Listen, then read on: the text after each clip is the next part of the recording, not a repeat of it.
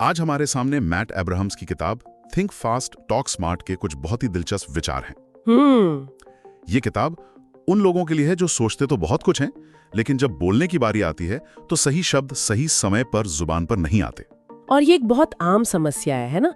अक्सर हमें लगता है कि ये हमारी बुद्धिमानी या शायद आईक्यू की कमी है। बिल्कुल। लेकिन आज की हमारी चर्चा का मकसद इसी सोच को तोड़ना है।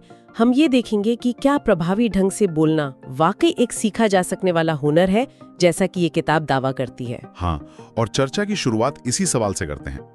क्या ये वाकई सिर्फ कुछ तकनीकों और मानसिकता में बदलाव का खेल है, या कुछ लोग पैदाइशी ही अच्छे वक्ता होते हैं? चलिए इस किताब के विचारों की गहराई में उतरते हैं और देखते हैं कि सच क्या है। बिल्कुल। तो किताब का सबसे पहला और शायद सबसे बड़ा दावा यह है कि तेजी से सोचना और बोलना आपके आईक्यू पर नहीं बल्कि आपकी मानसिकता पर निर्भर करता है। हाँ बिल्कुल, आपकी मानसिकता पर। और ये सुनने में तो बहुत राहत देता है, क्योंकि इससे सारा बोझ दिमाग से हटकर हमारी सोच पर आ जाता है। सही बात है। पर सवाल ये है कि मानसिकता को बदला कैसे जाए। ये कोई स्विच तो है नहीं जिसे ऑन या ऑफ कर दिया। ये बहुत जरूरी सवाल है। देखिए, मानसिकता बदलना एक प्रक्रिया है। किताब के मुताबिक सबसे बड़ी मानसिक रुकावट है परफेक्शन का दबाव। अच्छा। हम सोचते हैं कि हमें सबसे बेहतरीन, सबसे समझदारी भरा वाक्य ही बोलना है, और इसी एक परफेक्ट वाक्य की तलाश में हम बोलने का मौका ही गवा देते हैं। ये तो होता है। तो पहला कदम है इस दबाव को छोड़ना और ये स्वीकार करना कि अच्छा बोलना परफेक्ट बोलने से कहीं बेहतर है। ठीक है, तो परफेक्शन का दबाव छोड़ो, लेकिन ये कहना आसान है, करना मुश्किल। जब आप किसी जरूरी मीटिंग में हों या किसी बड़े अधिकारी से बात कर रहे हों, तो दिमाग अपने आप परफेक्शन की तरफ भागता है। बिल्कुल।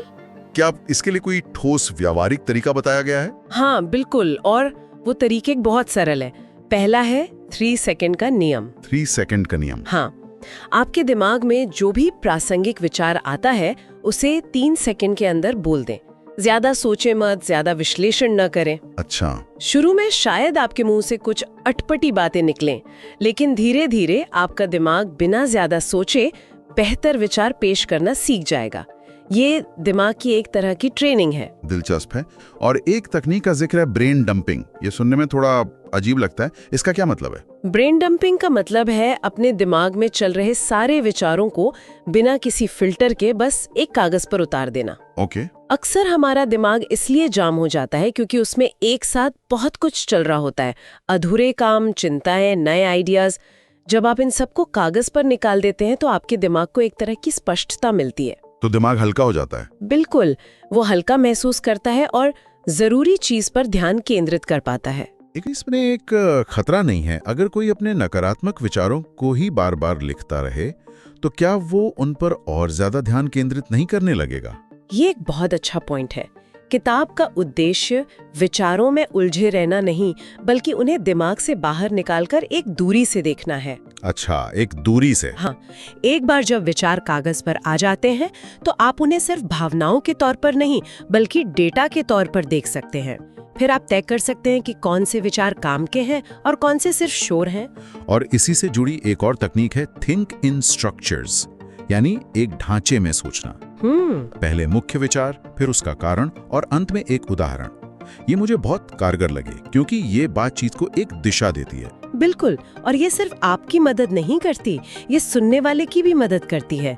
जब आप इस ढांचे का इस्तेमाल करते हैं, पॉइंट, रीजन, एग्जाम्पल, तो सुनने वाले का दिमाग आपकी बात को आसानी से प्रोसेस कर पाता है। सही है। और उसे पता होता है कि आप कहाँ जा रहे हैं। ये तकनीक खासकर तब जान बचाती है जब आपको अचानक किसी विषय पर बोलने के लिए कह दिया जाए। आपका दिमाग तुरंत इस ढांचे को पकड़ लेता है। ठीक है, तो विचारों को व्यवस्थित करना और परफेक्शन का दबाव हटाना पहला कदम है। लेकिन क्या होगा अगर समस्या विचारों की नहीं बल्कि आत्मविश्वास की हो? हाँ, ये भी एक बड़ा मुद्दा है। अगर किसी को अंदर से ये महसूस ही ना होता हो कि उसकी बात में कोई वजन है, ये fake it till you make it वाली बात सुनने में तो अच्छी लगती है, पर क्या ये वाकई काम करती है? देखिए, यहाँ फेक करने का मतलब झूठा बनना नहीं है। इसका मतलब है अपने शरीर के जरिए अपने दिमाग को प्रभावित करना। अच्छा। ये सिर्फ कहावत नहीं, इसके पीछे विज्ञान है। स्रोत में पावर पोज का जिक्र है। सीधे खड़े होना, कंधे थोड़े पीछे रखना, सामने वाले की आंखों में देखकर बात करना। रिसर्च बताती है कि सिर्फ 2 मिनट के लिए भी ऐसी मुद्रा अपनाने से शरीर में टेस्टोस्टेरोन का स्तर बढ़ता है, जो आत्मविश्वास से जुड़ा हार्मोन है। हाँ, और कॉर्टिसोन यानी तनाव का हार्मोन उसका स्तर घटता है। मतलब सिर्फ खड़े होने का तरीका बदलने से हमारे अंदर के हार्मोन्स बदल सकते हैं? ये तो कमाल की बात है। बिल्कुल। तो इसका मतलब ये एक तरह का शारीरिक हैक है जिससे हम अपने मानसिक दर पर काबू पा सकते हैं। आप इसे ऐसा ही समझ सकती हैं। इसी तरह मुस्कान का भी जिक्र है, और सिर्फ होठों की मुस्कान नहीं, बल्कि दूचेन स्माइल। मतलब वो सच्ची मुस्कान जिसमें आंखें भी मुस्कुराती हैं। बिल्कुल। जब आप मुस्कुराते हैं तो आप सिर्फ सामने वाले को ही सहज महसूस नहीं कराते, बल्कि आपका अपना दिमाग भी शांत होता है। ये छोटे छोटे शारीरिक बदलाव मिलकर आत्मविश्वास का एक मजबूत आधार बनाते हैं। और आवाज के बारे में भी कुछ बातें कही गई हैं। धीमी और स्पष्ट आवाज और सही जगहों पर ठहराव लेना। मुझे लगता है हम इस चीज को बहुत नजरअंदाज कर देते हैं। बहुत ज्यादा। हम जल्दी जल्दी बोलकर अपनी बात खत्म करना चाहते हैं। और यही गलती है। जल्दबाजी में बोलना ये संकेत देता है कि शायद आप खुद अपनी बात को लेकर आश्वस्त नहीं हैं। वहीं जब आप रुक कर, ठहर कर बोलते हैं तो आपकी बातों को वजन मिलता है। एक छोटा सा पॉज सुनने वाले को आपकी बात पर सोचने का मौका देता है और आपकी अगली बात के लिए उत्सुकता जगाता है। तो बात सिर्फ ये नहीं कि आप क्या कहते हैं, बल्कि ये है कि आप उसे कैसे कहते हैं। कहानी सुनाने की कला भी इसी का हिस्सा है।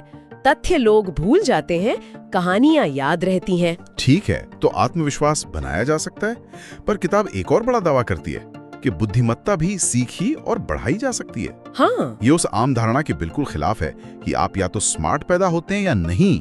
ये एक बहुत बड़ा दावा है। हाँ, और ये आधुनिक न्यूरोसाइंस की उस समझ पर आधारित है कि हमारा दिमाग स्थिर नहीं है, ये बदल सकता है। किताब कहती है कि स्मार्ट होना ज्ञान इकट्ठा करने के बारे में नहीं है, बल्कि सोचने की क्षमता को बेहतर बनाने के बारे में है। एकदम सही। और इसके लिए एक अभ्यास बताया गया है, डीप थिंकिंग। डीप थिंकिंग, इसका क्या मतलब है? इसका मतलब है किसी भी समस्या या स्थिति को कम से कम 2 अलग-अलग नजरियों से देखना। अच्छा, जैसे? मान लीजिए आपकी टीम का कोई प्रोजेक्ट लेट हो रहा है। एक नजरिया हो सकता है कि टीम के सदस्य आलसी हैं। दूसरा नजरिया हो सकता है कि उन्हें जरूरी संसाधन नहीं मिले, या शायद डेडलाइन ही अवास्तविक थी। बिल्कुल। जब आप एक ही चीज को कई एंगल से देखते हैं तो आपकी सोच में गहराई आती है और आप समस्या की जड़ तक पहुंच पाते हैं। और इसी से जुड़ी एक बहुत गहरी बात कही गई है, स्मार्ट लोग जवाब देने के लिए नहीं बल्कि समझने के लिए सुनते हैं। हम में से ज्यादातर लोग जब किसी की बात सुन रहे होते हैं तो असल में हम अपना जवाब तैयार कर रहे होते हैं। अपने बोलने की बारी का इंतजार करते हैं। हाँ, एक्टिव लिसनिंग कहते हैं। हाँ, आप सिर्फ शब्द नहीं सुनते, आप उनके पीछे की भावना और इरादे को भी समझने की कोशिश करते हैं। यही चीज आपको ज्यादा परसेप्टिव और अंततः ज्यादा बुद्धिमान बनाती है। तो बेहतर सोचना और बेहतर सुनना हमें ज्यादा बुद्धिमान बनाता है, और मुझे लगता है कि यही वो नींव है जिस पर अच्छे रिश्ते बनते हैं। सही बात है। जो हमें स्मॉल टॉक यानी छोटी मोटी बातचीत वाले हिस्से पर लाता है। ज्यादातर लोग, खासकर अंतर्मुखी लोग, इससे नफरत करते हैं। हाँ, उन्हें ये बहुत सतही और बेकार लगता है। बिल्कुल। और यहीं पर किताब एक बहुत जरूरी बात कहती है, स्मॉल टॉक मंजिल नहीं है, ये दरवाजा है। दरवाजा। हाँ, कोई भी गहरा रिश्ता, चाहे वो दोस्ती हो या पेशेवर, सीधे गहरी बातों से शुरू नहीं होता। उसकी शुरुआत आज मौसम कितना अच्छा है जैसी बातों से ही होती है। ये छोटी छोटी बातें विश्वास और सहजता की पहली ईंट होती हैं। लेकिन इसे दिलचस्प कैसे बनाया जाए? और बताओ, या सब ठीक जैसे सवालों से तो बातचीत कहीं नहीं पहुंचती? इसके लिए स्रोत कुछ तकनीकें बताता है। पहली, कॉमन ग्राउंड खोजें। कॉमन ग्राउंड मतलब कोई साझा शौक, कोई पसंदीदा शो, या कोई ऐसी जगह जहां आप दोनों गए हों। ये तुरंत एक कनेक्शन बनाता है। दूसरी, बंद सवालों की जगह खुले सवाल पूछें। जैसे आपका वीकेंड कैसा था पूछने की बजाय आप पूछें, इस वीकेंड आपने ऐसा क्या किया जिसमें आपको सबसे ज्यादा मजा आया। ये सामने वाले को एक कहानी बताने का मौका देता है। और मिररिंग नाम की एक तकनीक का भी जिक्र है जिसमें आप सामने वाले के हाव भाव की हल्की नकल करते हैं। क्या ये थोड़ा बनावटी या चालाकी भरा नहीं लगता? अगर इसे बहुत ज्यादा और जानबूझकर किया जाए तो जरूर लगेगा, लेकिन इसका मतलब है सूक्ष्म स्तर पर तालमेल बिठाना। अच्छा। अगर कोई थोड़ा आगे झुककर बात कर रहा है तो आप भी थोड़ा झुक सकते हैं। अगर वो धीरे बोल रहा है तो आप भी अपनी रफ्तार थोड़ी कम कर सकते हैं। ये अवचेतन स्तर पर एक संदेश भेजता है कि मैं तुम्हारे साथ हूँ, हम एक ही पेज पर हैं। लेकिन सबसे जरूरी बात जो किताब कहती है वो ये है कि आपकी दिलचस्पी सच्ची होनी चाहिए। लोग बनावटीपन को तुरंत पकड़ लेते हैं। सही बात है। तो हमने मानसिकता, आत्मविश्वास, सुनने की कला और छोटी बातचीत के बारे में बात की। ये सब अलग अलग हिस्से हैं। हाँ। क्या कोई ऐसा तरीका है जो इन सबको एक साथ लाता हो? बातचीत को असल में आगे बढ़ाने का कोई ढांचा? हाँ, और ये शायद किताब का सबसे शक्तिशाली और व्यवहारिक टूल है। इसे कहते हैं ARE मेथड। ARE method? ये किसी भी बातचीत को तुरंत ज्यादा सार्थक और आकर्षक बना सकता है। चलिए इसे समझते हैं। A का क्या मतलब है? A का मतलब है एक्नॉलेज, यानी स्वीकार करना या मान्यता देना। जब कोई आपसे कुछ कहता है तो जवाब देने से पहले एक पल रुककर उसकी बात को मान्यता दे। जैसे? ये कुछ ऐसा कहने जितना सरल हो सकता है, ये तो काफी मुश्किल लग रहा है, या मैं समझ सकता हूँ कि तुम ऐसा क्यों कह रहे हो। इससे सामने वाले को तुरंत महसूस होता है कि उसे सुना गया है। ठीक है, तो पहले सुनो और स्वीकार करो। फिर आता है R। इसका क्या मतलब है? R का मतलब है रिलेट, यानी संबंध जोड़ना। उनकी बात को अपने किसी अनुभव, भावना या जानकारी से जोड़ें। अच्छा। इससे सहानुभूति पैदा होती है और बातचीत एक तरफा नहीं रहती। जैसे अगर कोई कहता है कि वो एक प्रोजेक्ट को लेकर तनाव में है, तो आप कह सकते हैं, हाँ मुझे याद है पिछले साल मैं भी एक ऐसी ही स्थिति में था जब। तो ये एक पुल बनाता है। बिल्कुल, आप दोनों अब एक ही जमीन पर खड़े हैं। ये तो बहुत शक्तिशाली है। एक्नॉलेज, रिलेट और आखिर में E का मतलब है एंगेज, यानी शामिल करना और आगे बढ़ाना। बातचीत को वहीं मरने न दें, उसे आगे बढ़ाएं। ये आप एक सवाल पूछकर कर सकते हैं, कोई कहानी सुनाकर कर सकते हैं, या अपनी राय देकर कर सकते हैं। जैसे, तो फिर तुमने उस स्थिति को कैसे संभाला? या मेरे ख्याल से इस मामले में एक और चीज हो सकती है। एकदम सही। ये मेथड एक्नॉलेज, रिलेट, एंगेज सुनिश्चित करता है कि बातचीत हमेशा आगे बढ़ती रहे और गहरी होती जाए। ये ढांचा वाकई बहुत उपयोगी है, खासकर उन लोगों के लिए जो अक्सर समझ नहीं पाते कि क्या कहें। ये रोड मैप की तरह है। बिल्कुल। अब इस सबको एक ऐसी स्थिति में लागू करते हैं जहां सबसे ज्यादा दबाव होता है, प्रेजेंटेशन। हाँ, प्रेजेंटेशन संवाद का सबसे डरावना रूप हो सकता है। और यहाँ किताब का मुख्य संदेश है, लोग स्लाइड देखने नहीं, आपको सुनने आए हैं। हम अक्सर अपनी स्लाइड्स के पीछे छिप जाते हैं। सही कहा। हमें लगता है कि अगर हमारी स्लाइड्स अच्छी हैं तो प्रेजेंटेशन भी अच्छी होगी, लेकिन ये सच नहीं है। यहाँ पर एक आंकड़ा दिया गया है जो मेरे होश उड़ा गया। स्रोत कहता है कि हमारे संवाद का 93% तक प्रभाव अशाब्दिक यानी नॉन वर्बल होता है। क्या ये सच है? 93%? ये चौंकाने वाला है ना। इसका मतलब है कि मैं जो शब्द चुन रहा हूँ, जो वाक्य बना रहा हूँ, वो पूरी कहानी का सिर्फ 7% हिस्सा है। ये तो सब कुछ बदल देता है। ये चौंकाने वाला है, लेकिन कई स्टडीज इसी और इशारा करती हैं। इसका मतलब ये नहीं कि आपके शब्द मायने नहीं रखते।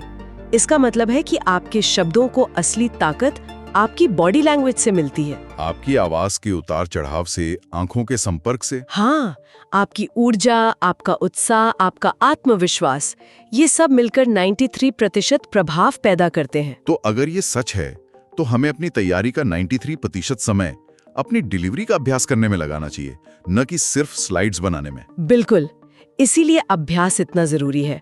आपको अपनी बॉडी लैंग्वेज के प्रति सचेत होना होगा। क्या आपके हाथ बंधे हुए हैं, जो एक रक्षात्मक मुद्रा है, या क्या आपके हाथ खुले हैं, जो ईमानदारी और खुलेपन का संकेत है? क्या आप सीधे खड़े हैं? क्या आप कमरे में अलग अलग लोगों से आंखें मिला रहे हैं? आपकी आवाज में ऊर्जा है, या वो एक ही टोन में सपाट चल रही है? ये चीजें शब्दों से ज्यादा जोर से बोलती हैं। और स्लाइड्स के बारे में भी सलाह दी गई है, कम टेक्स्ट, ज्यादा विजुअल्स। स्लाइड्स आपकी बैसाखी नहीं, बल्कि आपका सहायक होनी चाहिए। उन्हें आपकी बात को सपोर्ट करना चाहिए, आपकी जगह नहीं लेनी चाहिए। एकदम सही। और आखिरी और सबसे जरूरी चीज, कहानियों का इस्तेमाल करें। हाँ। एक अच्छी कहानी तथ्यों और आंकड़ों के ढेर से कहीं ज्यादा यादगार और प्रभावशाली होती है। एक कहानी दर्शकों को भावनात्मक रूप से जोड़ती है और आपके संदेश को उनके दिमाग में हमेशा के लिए अंकित कर देती है। तो अगर हम इस पूरी चर्चा को समेटें, तो सार ये है कि प्रभावी ढंग से बोलना कोई जादू नहीं है, कोई रहस्य नहीं है। ये परफेक्शन के दबाव को छोड़ने, अपने शरीर पर भरोसा करने, सच में दूसरों को सुनने और कुछ सरल ढांचों का अभ्यास करने का नतीजा है। बिल्कुल, ये एक सफर है, मंजिल नहीं। चाहे वो आत्मविश्वास के लिए पावर पोज हो, बातचीत को दिलचस्प बनाने के लिए ARE मेथड हो, या विचारों को स्पष्ट करने के लिए थिंक इन स्ट्रक्चर्स हो। ये सभी ऐसे उपकरण हैं जिन्हें कोई भी इस्तेमाल करना सीख सकता है। हाँ, हर बातचीत अभ्यास करने का एक मौका है। और शायद सबसे बड़ी सीख ये है कि स्मार्ट दिखना जरूरी नहीं है, जरूरी है अपने विचारों को ईमानदारी और स्पष्टता से व्यक्त करना। सही कहा। तो हमारे श्रोता के लिए सोचने वाली बात यह है, ये स्रोत इस बात पर जोर देता है कि संचार एक कौशल है, कोई जन्मजात प्रतिभा नहीं। तो क्यों ना एक छोटा सा प्रयोग किया जाए। अपनी अगली बातचीत में, चाहे वो किसी दोस्त से हो या ऑफिस में, इस किताब की सिखाई हुई कोई एक छोटी सी तकनीक आजमा कर देखें। शायद सिर्फ 3 सेकंड का नियम, या शायद किसी की बात को जवाब देने के बजाय सच में समझने के लिए सुनना। देखें कि वो एक छोटा सा बदलाव आपके संवाद करने के तरीके में कितना बड़ा फर्क ला सकता है। अगर आपको ये वीडियो पसंद आया हो तो इसे लाइक कीजिए, शेयर कीजिए और सब्सक्राइब करना ना भूलिए, क्योंकि हम हर हफ्ते लाते हैं ऐसी किताबों की समरी जो आपकी सोच और जिंदगी दोनों बदल सकते हैं।